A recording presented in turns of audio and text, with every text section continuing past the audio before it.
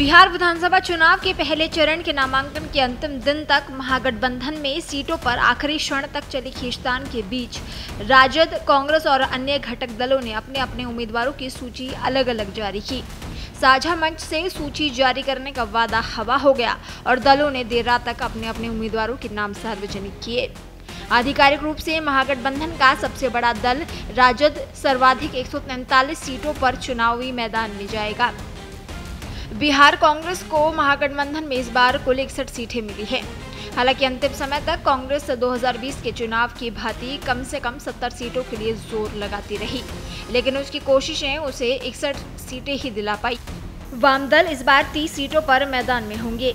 महागठबंधन में seat sharing का मामला ऐसा फंसा रहा कि मजबूरी कहें या कुछ और, गठबंधन के सहयोगी दलों ने सीट की घोषणा के पहले ही उम्मीदवारों को सिंबल देना शुरू कर दिया था।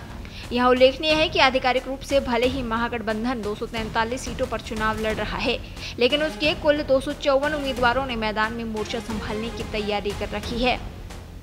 वाम दलों के खाते में 30 सीटें हैं, जबकि उसके 35 उम्मीदवार मैदान में हैं। वीआईपी को 9 सीट ही मिली, लेकिन उसके 15 उम्मीदवार मैदान में हैं। कई सीटों पर महागठबंधन के घटक दलों के बीच मतभेद बरकरार है। दूसरी ओर एनडीए ने उम्मीदवारों की सूची सप्ताह भर से अधिक समय पहले ही जारी कर दी थी। भाजपा और जदयू 101, लोजपा रामविलास 29, हिंदुस्तानी अवाम मोर्चा 6 और राष्ट्रीय लोक मोर्चा 6 सीट पर चुनाव लड़ रहे हैं।